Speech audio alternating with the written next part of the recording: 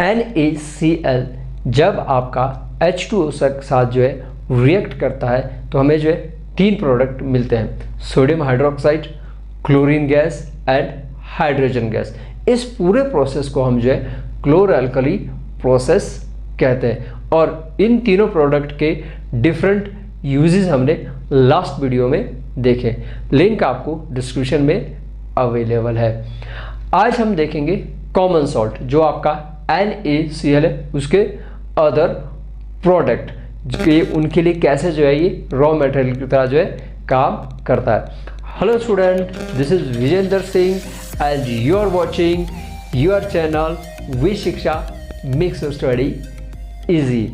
बच्चों, आज हम जो है एसिड बेसिस और सॉल्ट के जो चैप्टर है इसका हम लास्ट पार्ट को देखेंगे और जिसमें हम जानेंगे कि आपका जो ब्लीचिंग पाउडर है इसके बारे में जानेंगे, बेकिंग सोडा के बारे में जानेंगे, वॉशिंग सोडा के बारे में जानेंगे, प्लास्टर ऑफ पेरिस और जिप्सम के बारे में जानेंगे। तो चलिए शुरू करते हैं। सबसे पहले हम देखते हैं ब्लीचिंग पाउडर।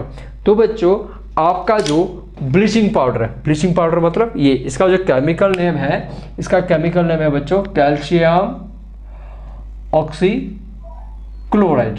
ठीक है, ये इसका केमिकल नेम है ब्लीचिंग पाउडर। जब आपका bleaching powder calcium hydro oxide, जिसे हम जो सेलेक्ट लाइम भी कहते हैं, क्या कहते हैं, सेलेक्ट लाइम, ठीक है, जिसे हम जो है सेलेक्ट लाइम भी कहते हैं। और आपका एक प्रोडक्ट हमने देखा था ना कि जब क्लोरो अल्कली प्रोसेस में हमारे पास क्या मिला था बच्चों, वो क्लोरीन मिला था। तो जो क्लोरीन के साथ जब ये रिएक्ट करता है तो ये बनाता है आपका कैल्शियम ऑक्सीक्लोराइड और प्लस H2O। हालांकि बच्चों, ये जो केमिकल रिएक्शन है इसके जो मतलब जो आपका एक्चुअल कंपोजिशन है वो क्वाइट कॉम्प्लेक्स है। तो फिलहाल आप इसे समझिए कि जब आपका कैल्शियम हाइड्रोक्साइड के साथ जो है आपका क्लोरीन, जो कि एक क्लोरो अल्कली प्रोडक्ट का जो आपका प्रोसेस था उसका एक प्रोडक्ट है, जब वो क्लोरीन के साथ रिएक्ट करता है तो हमें क्या मिलता है, कैल्शियम ऑक्सीक्लोराइड, जिसे कि हम जो है ब्लीचिंग पाउडर भी कहते हैं। अब हम देखते हैं जो आपका ब्लीचिंग पाउडर है इसके डिफरेंट यूजेस, कि ब्लीचिंग पाउडर आपका कहाँ पर यूज होता है।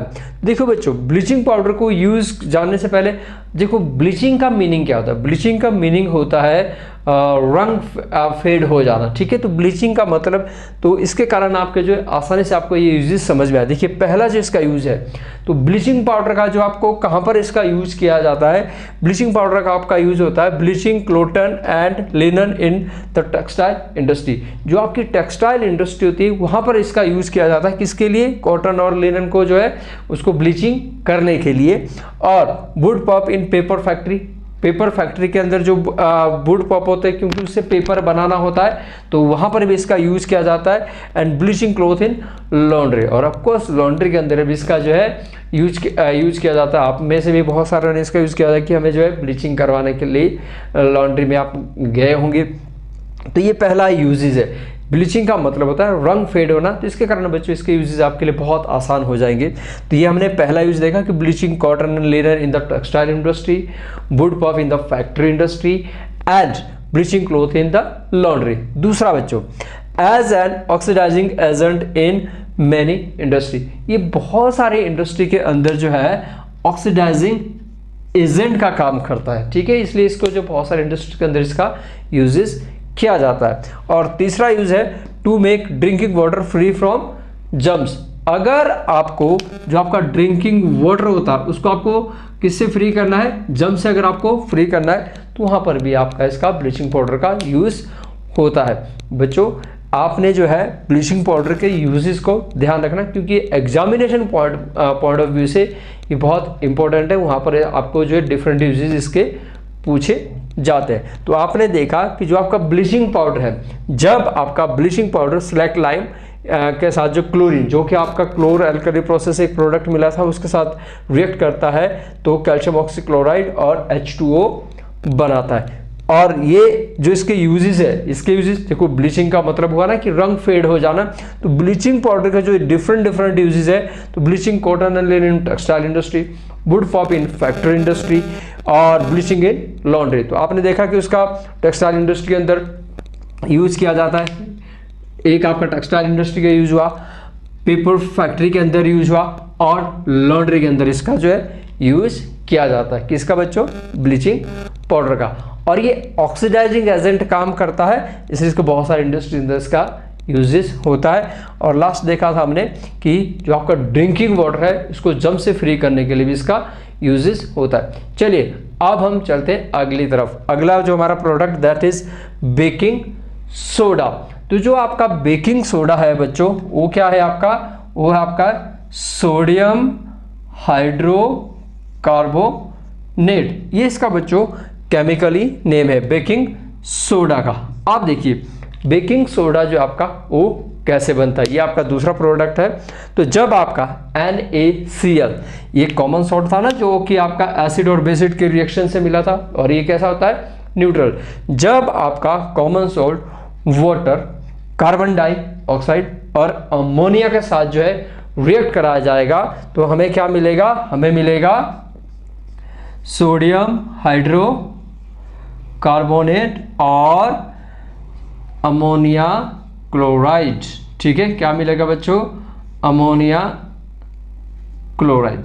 ठीक है, तो ये आपका इस रिएक्शन से हमें जो क्या मिला? इस रिएक्शन से हमें जो आपका बेकिंग सोडा मिला सॉरी, बेकिंग सोडा मिला। कैसे मिला? कि जब आपका NaCl जो आपका कॉमन सॉल्ट है ये क्या होता है? ये आपका वाटर के साथ, कार्बन डाइऑक्साइड के साथ और अमोनिया NH3, ये क्या है बच्चों? ये है अमोनिया। अमोनिया के साथ जो है रिएक्ट करता है तो हमें क्या मिलता है? सोडियम हाइड्रोकार्बोनेट और अमोनिया क्लोराइड। तो बच्चों आपने ध्यान रखना है कि जब भी आपका जो सोडियम हाइड्रोकार्बोनेट है जब भी ये ब्रेक होगा तो इसमें क्या है? जहां पर कार्बोनेट होगा तो जब भी कभी ब्रेक होगा तो आपने ध्यान रखना कि इससे जो है CO2 और H2O बनेगा ही बनेगा। ये देखिए क्योंकि इसकी रिएक्शन से बना है ना ये, तो ये जब भी कभी ब्रेक होगा, जैसे आप हीट अप करोगे, इसको ब्रेक करोगे तो आपका जो है H2O और CO2 हमेशा ही बनता है। कब? जब आपका सोडियम हाइड्रोकार्बोनेट किसका रिएक्ट करेगा या ब्रेक होगा। ठीक है बच्चों, तो आइए अब हम जरा इसके भी यूजेस देख लेते हैं कि इसका हम कहाँ पर यूज़ करते हैं। देखिए सबसे पहले हम इसका यूजेस करते हैं बेकिंग सोडा का फॉर बेकिंग पाउडर। इससे जो है बच्चों क्या बनाया जाता है? इससे जो आपका बेकिंग पाउडर बनाया जाता है। अब बेकिंग पाउडर का यूज़ हम कहाँ पे करते हैं? बेकिंग पाउडर का यूज़ हम करते हैं ब्रेड आदि बनाने के लिए, केक आदि बनाने के लिए। अब ब्रेड और केक आदि बनाने कैसे बनाए, क्या काम होता है वहाँ पर?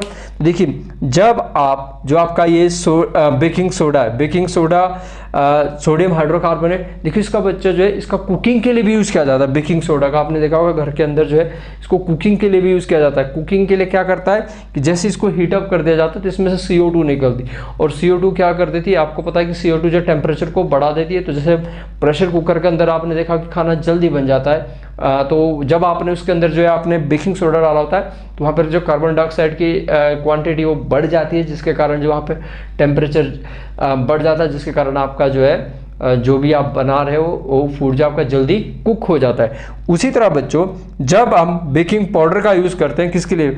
ब्रेड और केक के लिए, तो वहाँ पर भी जो कार्बन डाइऑक्साइड जो है रिलीज होती है, जिसके कारण कार्बन डाइऑक्साइड जो है जिसके कारण जो आपका ब्रेड या केक क्या हो जाता है? वो फूल जाता है और सॉफ्टी हो जाता है, मतलब स्पॉन्जी टाइप। आपने जो स्पॉन्जी हो जाता है वो किसके कारण होता है? वो CO2 के कारण होता है, क्योंकि जब भी आपका सोडियम हाइड्रोकार्बोनेट टूटेगा तो H2 और CO2 वहाँ पे प्रोड्यूस होती है।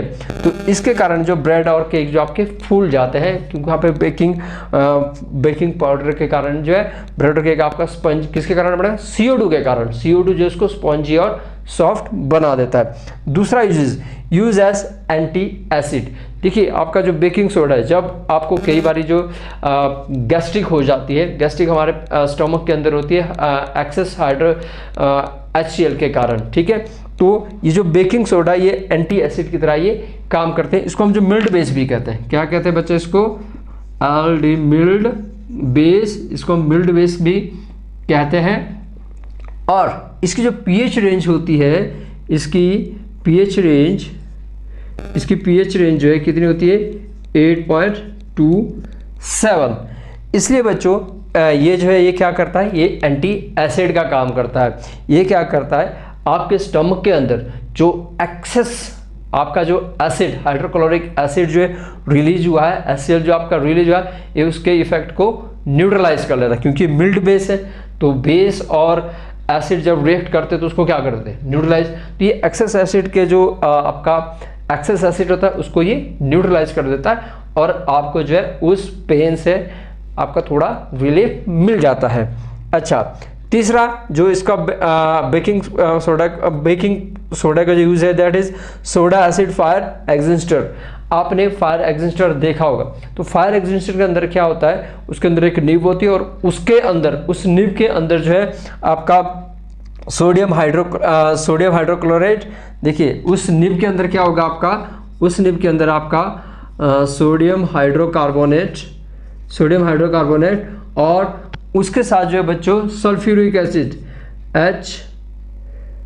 H2SO4 होता है। सल्फ्यूरिक एसिड का एक सॉल्यूशन होता है, उस एक बॉटल होगी उसके अंदर, और इस रिएक्शन के कारण क्या होता है कि जैसे आप निब को तोड़ देते हैं तो ये रिएक्शन हो जाता है और जिसके कारण जो है वो बोतल टूट जाती है और कार्बन डाइऑक्साइड जो वहाँ पर रिलीज हो जाती है।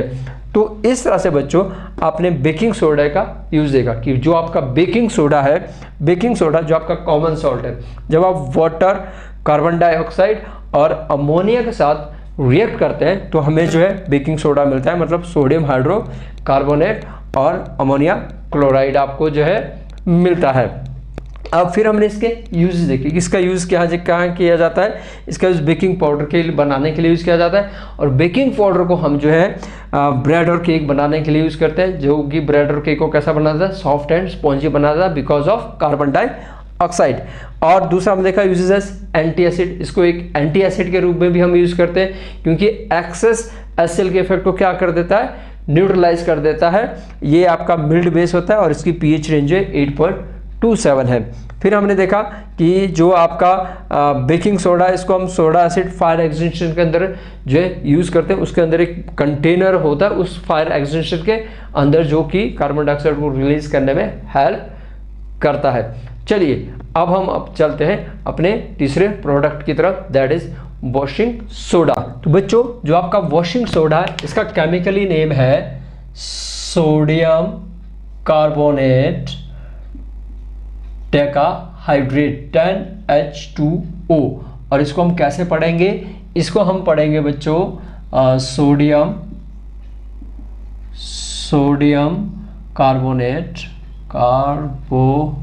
Sodium carbonate decahydrate. क्या पढ़ेंगे, डेकाहाइड्रेट,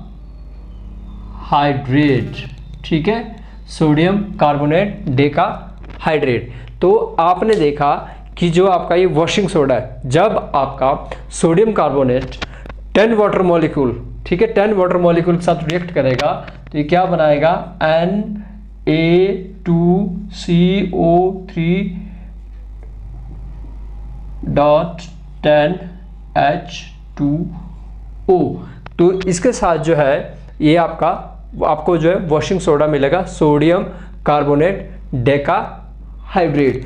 तो बच्चों आप जो यहाँ पे देख रहे हो, आप यहाँ पे देख रहे हो ये 10 वाटर मॉलिक्यूल होते हैं। ये क्या होते हैं, 10 वाटर मॉलिक्यूल्स, ठीक है। तो ये 10 वाटर मॉलिक्यूल जो है इसको हम कहते हैं वाटर क्रिस्टलाइजेशन। क्या बोलते हैं हम इसके साथ ये कैसे आया, इसके साथ जब ये रिएक्शन करा तो यहाँ पर हुआ, तो इसको हम बोलेंगे ये कैसे हुआ बच्चों, ये वाटर क्रिस्टलाइजेशन के कारण हुआ।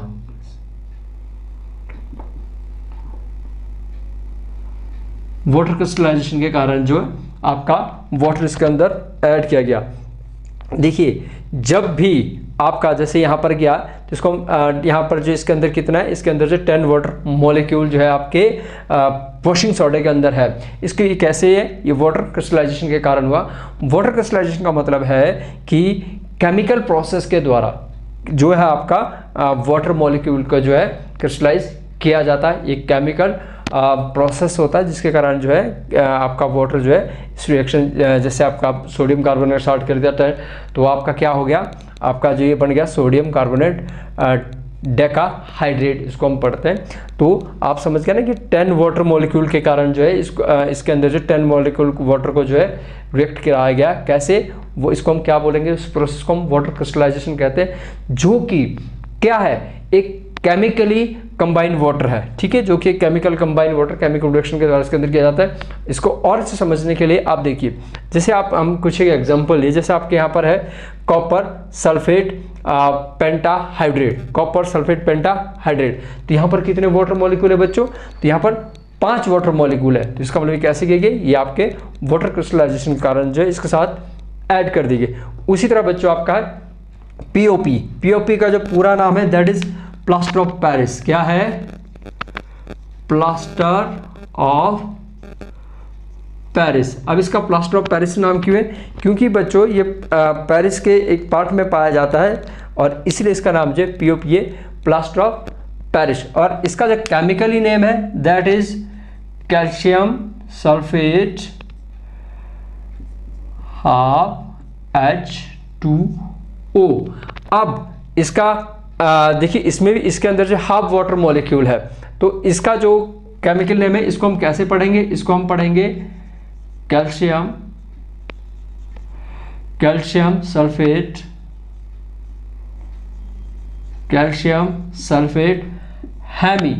हेमीहाइड्रेट,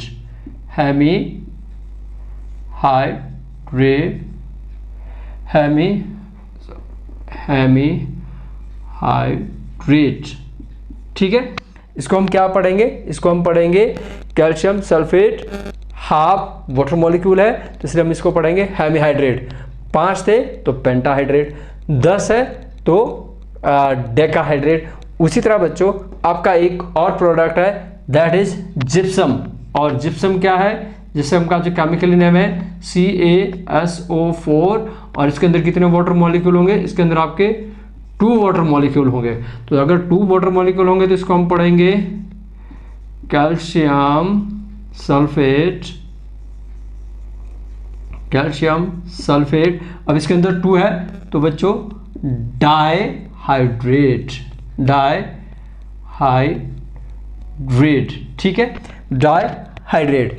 देखिए इसके अंदर 2 वाटर मॉलिक्यूल है, मतलब वाटर इसके अंदर क्रिस्टलाइज करके जो क्रिस्टलाइजेशन करके हुआ तो इसको हम पढ़ेंगे डिहाइड्रेट। देखिए बच्चों जो प्लास्टर ऑफ पेरिस होता है ये क्या होता है, ये आपका एक पाउडर होता है जो कि डॉक्टर वगैरह यूज़ करते हैं। किस लिए यूज़ करते हैं, जब हमें फ्रैक्चर वगैरह हो जाते हैं तो बोन को सपोर्ट देने के लिए जो इसका यूज़ किया जाता है, इसको वाटर के अंदर मिला दिया जाता है और वाटर को मिला के अंदर जैसे आप इसको लगाते हैं तो ये हार्ड होकर क्या बन जाता है, ये आपका जिप्सम बन जाता है। ये प्लास्टर ऑफ पेरिस क्या बन जाएगा, आपका जिप्सम बन जाता है।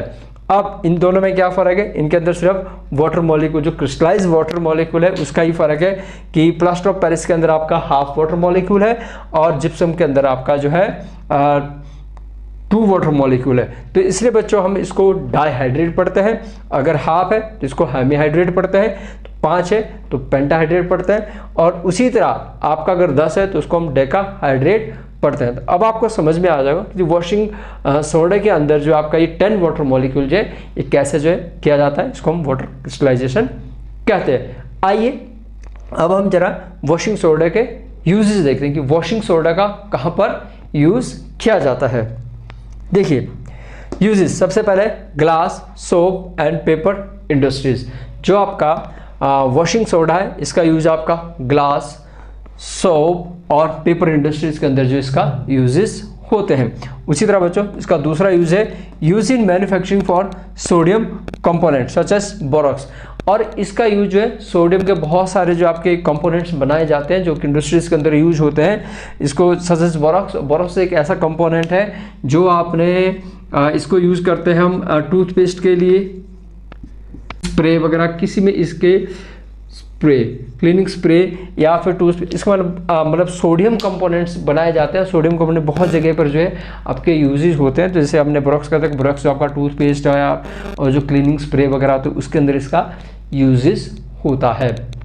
इसके अलावा जो आपका वॉशिंग सोडा है उसका यूज़ आपका कहाँ पे करते हैं, use for removing permanent hardness of water. अगर आपको वाटर की परमानेंट जो उसके अंदर हार्डनेस होती है उसको हटाना है तो उसके लिए जो इसको यूज किया जाता है, लेकिन जर्म्स के लिए आपका जो ब्लीचिंग पाउडर को यूज किया जाता है। तो इस तरह बच्चों आपने देखा जो आपका वॉशिंग सोडा है, वॉशिंग सोडा जो है कैसे आपका जो है क्रिस्टलाइज वाटर के द्वारा जो है तैयार होता है, इसके अंदर 10 वाटर मॉलिक्यूल होते हैं। फिर हमने कुछ एक एग्जांपल देखे थे कॉपर सल्फेट की क्रिस्टलाइजेशन वाटर के द्वारा जब वाटर मॉलिक्यूल अगर 5 है तो पेंटाहाइड्रेट होगा, और अगर हाफ है तो हेमीहाइड्रेट होगा, और अगर 2 है तो डाईहाइड्रेट होगा, और अगर 10 है तो डेकाहाइड्रेट होगा।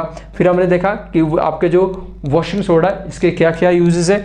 इसका यूजेस है ग्लास, सोप और पेपर इंडस्ट्रीज के अंदर इसका यूज़ किया जाता है। आपका मैन्युफैक्चरिंग ऑफ सोडियम कंपोनेंट्स के लिए यूज़ किया जाता है, जो बहुत जगह आपके यूजेस होते हैं। और आपका जो वाटर की परमानेंट हार्डनेस को हटाने के लिए भी जो है आपको इसका यूज किया जाता है। तो आज हमने देखा कि हम कैसे जो हमारा जो NaCl है जो आपका कॉमन सॉल्ट है उसका यूजेस ब्लीचिंग पाउडर को बनाने के लिए, बेकिंग सोडा को बनाने के लिए, वॉशिंग सोडा को बनाने के लिए इसका यूजेस किया जाता है। और इनके यूजेस भी देखे बच्चों, ये जो आज के वीडियो में हमने टॉपिक देखे ये एग्जामिनेशन पॉइंट ऑफ व्यू से बहुत ज़्यादा इम्पोर्टेंट है, इसमें बहुत अधिक इसके बारे में पूछा जाता है। तो इस तरह बच्चों सॉल्ट जो एक रॉ मटेरियल की तरह जो है बहुत जगह यूज किया जाता है। तो आज की वीडियो में इतना ही।